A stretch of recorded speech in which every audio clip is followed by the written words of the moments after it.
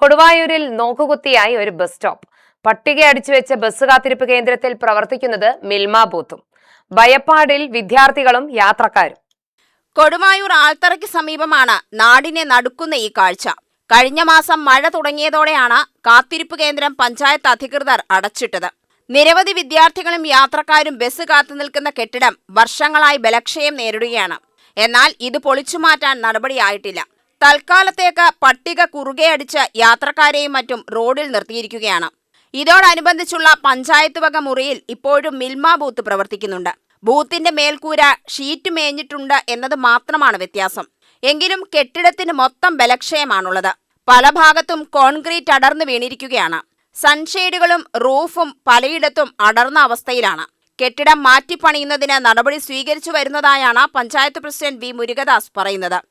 കാലങ്ങളായിട്ട് അപകട ഭീഷണി നിലനിൽക്കുന്ന ഒരു വെയിറ്റിംഗ് ഷെഡാണ്. അപ്പോൾ അതിൻ്റെ അടിസ്ഥാനത്തിൽ ഗ്രാമപഞ്ചായത്തിൻ്റെ നേതൃത്വത്തിൽ AEക്ക് നിർദ്ദേശപ്രകാരം നമ്മൾ പൊളിക്കുന്നതിന് വേണ്ടിയിട്ടുള്ള അനുമതികൾ കൊടുത്തിട്ടുണ്ട്. അതിൻ്റെ അടിസ്ഥാനത്തിൽ AE പരിശോധിക്കുകയും അൺഫിറ്റ് ആണെന്ന് തെളിയിക്കുകയും ചെയ്തിട്ടുണ്ട്. ബാക്കിയുള്ള പ്രൊസീജിയർ എന്ന് പറയുന്നത് AXക്ക് ഇതിൻ്റെ മറ്റ് നടപടികളിലേക്ക് കടക്കുന്നതിന് വേണ്ടിയിട്ടുള്ള ഡീമോളേഷൻ ചെയ്യുന്നതിന് വേണ്ടി AXക്ക് കൊടുത്തിട്ടുണ്ട്. അതിൻ്റെ റിപ്പോർട്ട് കിട്ടുന്ന മുറയ്ക്ക് നമ്മൾ ഈ വെയിറ്റിംഗ് ഷെഡ് പൊളിക്കുകയും പുതുതായി നിർമ്മിക്കുന്നതിന് വേണ്ടിയിട്ടുള്ള നടപടികൾ സ്വീകരിക്കുകയും ചെയ്യുന്നതായിരിക്കും. അത് ഈ നടപടികളുടെ ഭാഗമായിട്ട് നമ്മൾ MLAക്കും അതുപോലെ തന്നെ MPക്കും പ്രപ്പോസൽ കൊടുക്കുകയും ആ ഫണ്ട് വൈകുന്ന മുറയ്ക്ക് അതേ സ്ഥാനത്ത് നമ്മൾ മറ്റ് സ്പോൺസർഷിപ്പിനെ കണ്ടെത്തിക്കൊണ്ട് ചെയ്യാനുള്ള ഒരു തീരുമാനത്തിലേക്ക് കടന്നിട്ടുണ്ട്. ഏതാണോ നമുക്ക് ആ സമയത്ത് നടക്കുന്നത് ആ തരത്തിലേക്ക് മറ്റു നടപടികളിലേക്ക് തുടർന്ന് പോകുന്നതായിരിക്കും. ഈ ഒരു സാഹചര്യത്തിൽ പൊതുജനങ്ങൾക്ക് മഴയത്തും വെയിലത്തും പുറത്ത് നിൽക്കേണ്ട ഒരു അവസ്ഥയാണ് ഇപ്പോൾ നിലവിലുള്ളത്. അത് പരിഹരിക്കുന്നതായിട്ടുള്ള നടപടികൾ എത്രയും പെട്ടെന്ന് ഗ്രാമപഞ്ചായത്തിൻ്റെ ഭാഗത്തുനിന്ന് ഉണ്ടാവുമെന്ന് ഉറപ്പ് നൽകുകയാണ്.